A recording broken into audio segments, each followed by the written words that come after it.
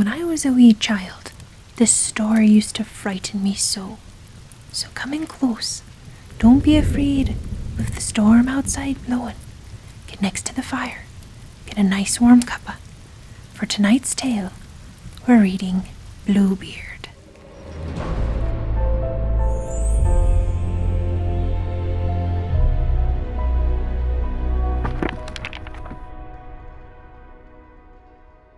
There was once a man who had fine houses, both in town and country, a deal of silver and gold plate, embroidered furniture, and coaches gilded all over with gold.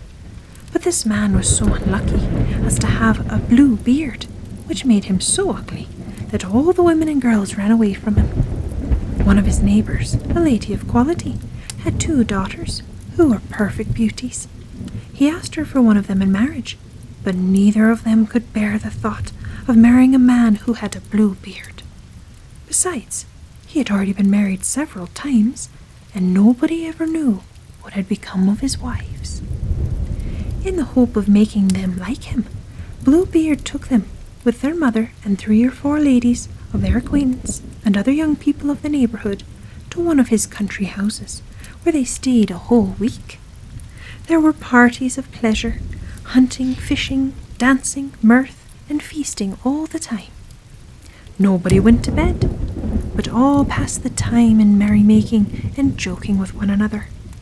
Everything succeeded so well that the youngest daughter began to think the master of the house was a very civil gentleman, and his beard was not so very blue after all.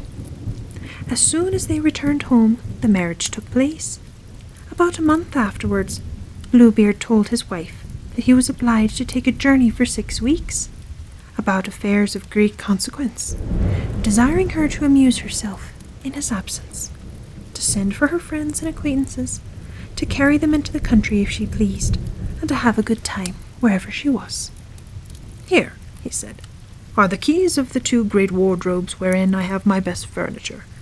These are of my silver and gold plate, which is not every day in use. These open my strong boxes, which hold my money, both gold and silver. These my caskets of jewels. And this is the master key to all my apartments. This little one here is the key of the closet at the end of the great gallery on the ground floor. Open them all, go into all, and every one of them, except that little closet, which I forbid you.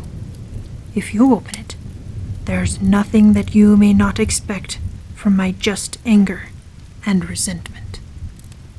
She promised to observe exactly whatever he ordered. So, having embraced her, he got into his coach and proceeded on his journey.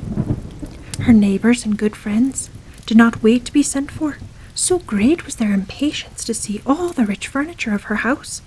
They ran through all the rooms and closets and wardrobes, which were all so fine and rich that they seemed to surpass one another. After that, they went up into the 2 great rooms, where were the best and richest furniture. They could not sufficiently admire the number and beauty of the tapestries, beds, couches, cabinets, stands, tables, and looking-glasses, in which you might see yourself from head to foot. Some of them were framed with glass, others with silver, plain and gilded, the finest and most magnificent ever seen. They ceased not to compliment and envy their friend, but she was so much pressed by her curiosity to open the closet on the ground floor that, without considering that it was very uncivil to leave her company, she went down a little black staircase with such haste that she had twice or thrice like to have broken her neck. Arriving at the closet door, she hesitated, thinking of her husband's orders, and considering what unhappiness might attend her if she was disobedient. But the temptation was so strong, she could not overcome it. She took the little key and opened it, trembling, but could not at first see anything plainly, because the windows were shut. After some moments, she began to perceive that the floor was covered with blood, which reflected the bodies of several dead women ranged against the walls. These were the wives whom Bluebeard had married and murdered, one after the other. She thought she would die for fear, and the key, which she pulled out of the lock, fell out of her hand. After having somewhat recovered from the shock, she took up the key, locked the door, and went upstairs to her bedroom to rest. Having observed that the key of the closet was stained with blood, she tried 2 or 3 times to wipe it off, but the stain would not come out. In vain did she wash it, and even rub it with soap and sand. The blood still remained, for the key was magical. When the blood was removed from one side, it came again on the other. Bluebeard returned from his journey the same evening, and said he had received letters upon the road informing him that the affair he went about was ended to his advantage. His wife did all she could to convince him she was extremely glad of his speedy return.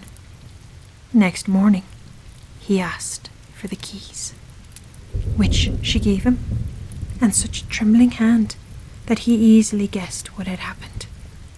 "What?" said he. "Is not the key of my closet among the rest?"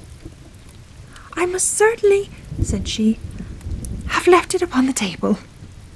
"Fail not," said Bluebeard, "to bring it to me presently." After several goings backward and forward, she was forced to bring him the key. Bluebeard attentively considered it, and said to his wife, "How comes blood upon this key?" "I don't know," cried the poor woman, paler than death. "You do know," replied Bluebeard. "I very well know. You were resolved to go into the closet, were you not? Very well, madam.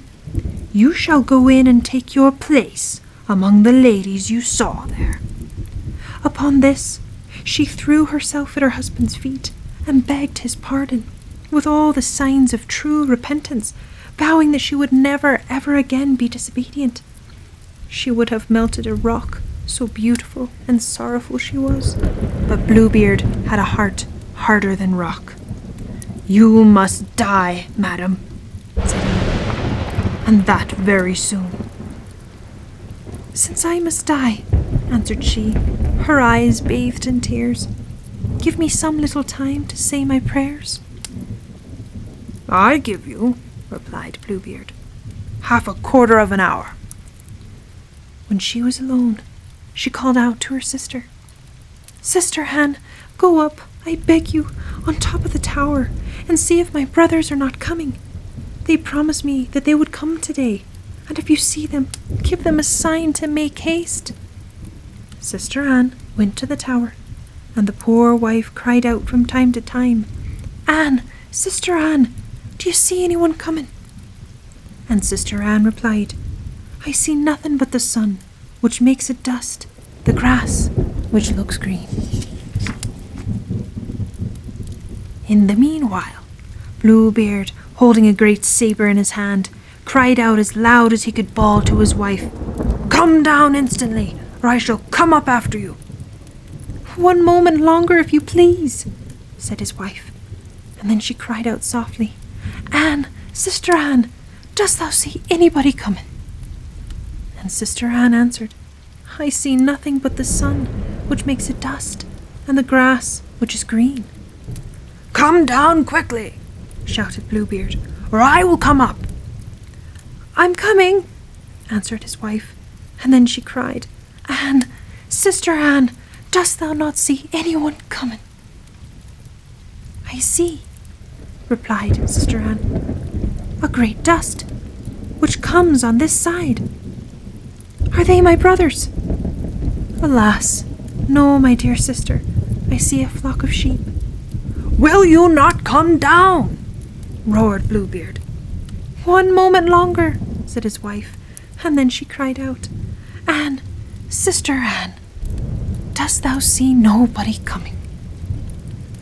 "I see," said she, "2 horsemen, but they are yet a great way off." "God be praised," replied the poor wife. "They are my brothers, Then Bluebeard bawled out so loud that he made the whole house tremble. The distressed wife came down and threw herself at his feet, all in tears, with her hair about her shoulders. "That will not help you," said Bluebeard. "You must die."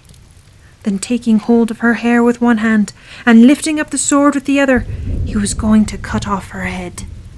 The poor lady, looking at him with dying eyes, begged him to give her one little moment more. "No," said he, "say your prayers," and was about to strike. At this very instant, there was such a loud knocking at the gate that Bluebeard looked up in alarm. The gate was open, and 2 horsemen entered, who drew their swords and ran directly at Bluebeard. He knew them to be his wife's brothers, one a dragoon, the other a musketeer, so that he quickly ran to save himself. But the 2 brothers pursued so close that they overtook him before he could get to the steps of the porch, and ran their swords through his body and left him dead. Bluebeard had no heirs, and so his wife became mistress of all his estate. She made use of one part of it to marry her sister Anne to a young gentleman who loved her a long while, another part to buy captain's commissions for her brothers, and the rest to marry herself to a very worthy gentleman who made her forget the unhappy time she had passed with Bluebeard. Good night.